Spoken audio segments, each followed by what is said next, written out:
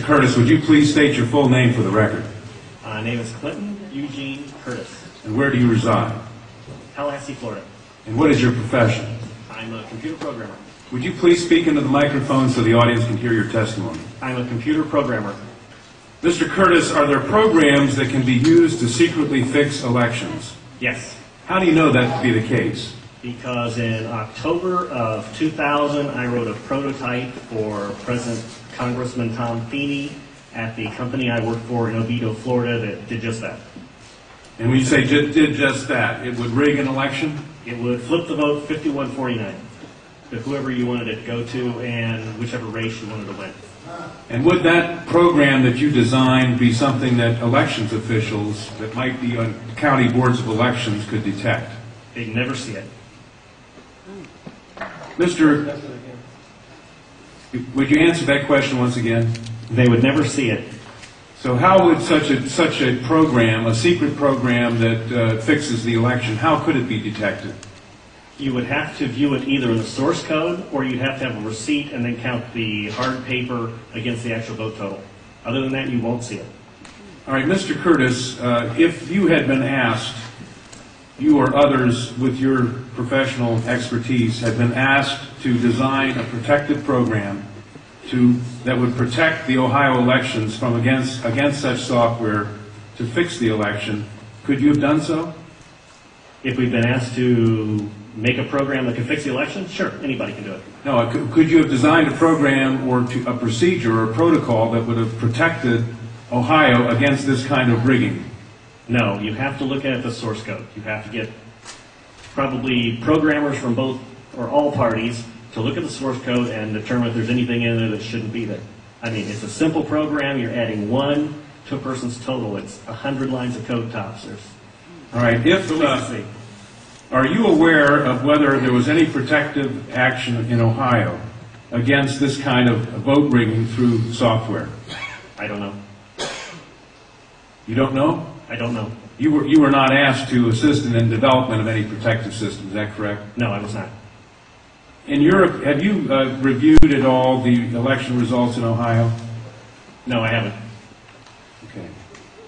Given the availability of such vote rigging software and the testimony that has been given under oath of substantial statistical anomalies and gross differences between exit polling data and the actual tabulated results, do you have an opinion whether or not the Ohio election, presidential election, was hacked?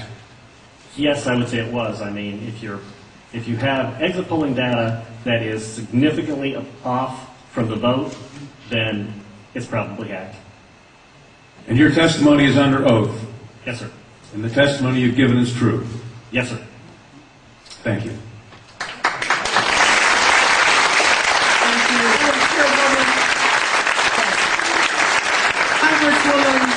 Councilwoman Waters and I have the same question. Come back to the podium. Who did you say you were asked to prepare? I was asked by Tom Feeney. He's now a congressman. At that time, he was Speaker of the House of Florida, Yang Enterprises, which was the company I worked for, lobbyist, and their corporate attorney. Who wore a lot of hats. And at the time, he was the Speaker of the House of Florida. Is that what you said? Yes. Okay, thank you. Congressman. You say he was the lobbyist for the voting machine company at the same time he was Speaker of the House? I don't know what the voting machine company is. He was a lobbyist for Yang Enterprises. We had NASA contracts and Yang Enterprises did what? Computers? computers. Okay, and he was your lobbyist, your He was company's the lobbyist. lobbyist for that company, And yes. he asked you to design a code to rig an election Yes. while he was Speaker of the Florida House. Yes. This was during or previous to the 2000 election? Yes. October into September. And did he ever express why he wanted a code to rig an election? No, I immediately assumed that they were trying to keep you guys from cheating them. So, so I wrote up the documentation on what you would look for in the source code, how you would make sure that you didn't get, taken advantage of, make sure that all voting machines had receipts, because that way you could back count the ones that looked a little funny. And I handed it in By receipts, you mean a paper trail? Yes, paper trail. And I handed that in to Mrs. Yang and said, here's your report, here's your program.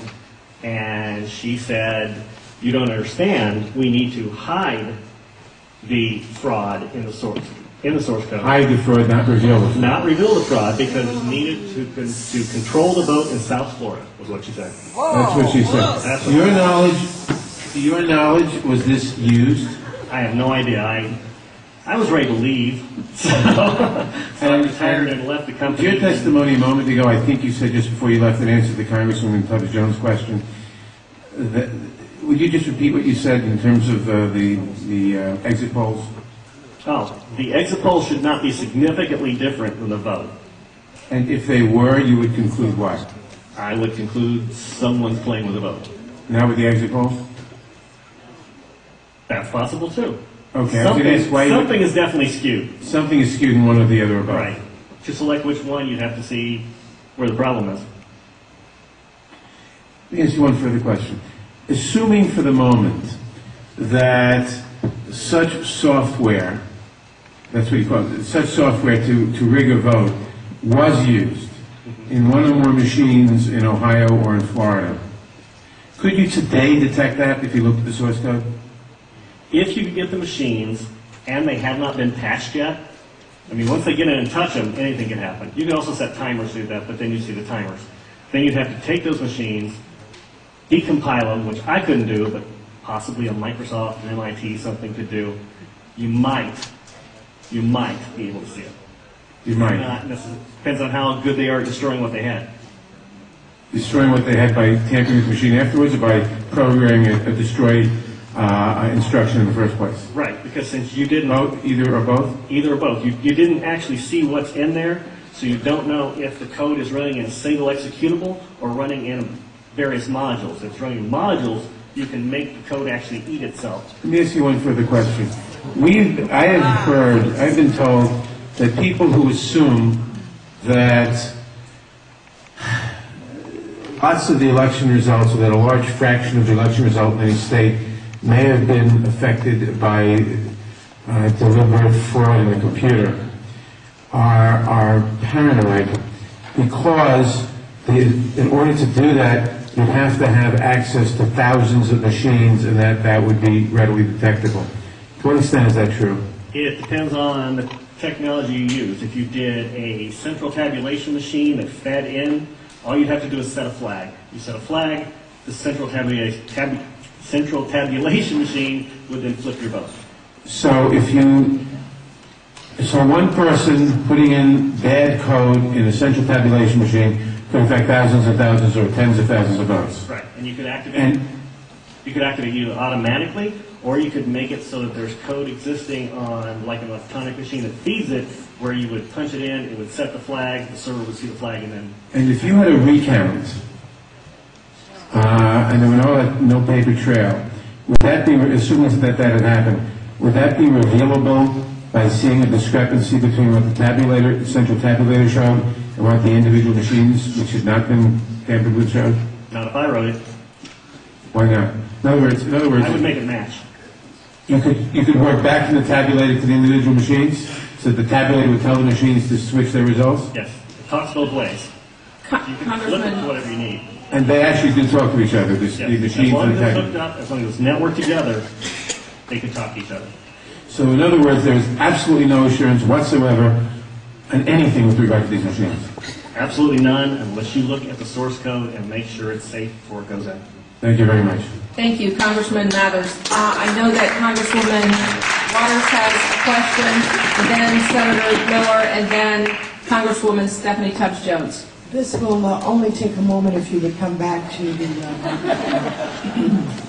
I'm new at this. As you know, there has been a lot of discussion about, I think it was Diebold Company, their relationship to the president and the administration, and supposedly comments about helping to ensure that the president was reelected. In your world, in your environment, have you heard any of this kind of discussion? Do you know people for Diebold? Do you have any sense of any actions that may have been taken? I don't know anything about that at all. Thank you. Sorry. Senator Miller? Thank you, Madam Chair. Sir, I suspect people will attack you in terms of your credibility. Could you restate once again your credentials? I'm a programmer. I worked for NASA, worked for ExxonMobil, worked for Florida Department of Transportation, and other elements of my story, because this company, well, let's get into it. Why not? This company also, they have NASA contracts, and they were basically downloading tons of information, I mean gigabytes worth, and handing them off to this little Chinese guy named Henry Nee, and it didn't seem right, and he was hacking things, and I wrote a program for DOT that allowed contractors to send their information into DOT, and he was kind of the quality assurance guy for software. He put a wiretapping module in the program that went out to the contractors so that it actually sent everything they sent back to Yang. So I reported all this, and just last March, I think, he was arrested for attempting to send anti-tank missile chips to the capital of Communist China. So, if that's correct, this is such a small thing. Of course, I think he only got a $100 fine. And no time. Thank you. Congresswoman Stephanie Tubbs Jones. Thank you. Thank you. We are now going to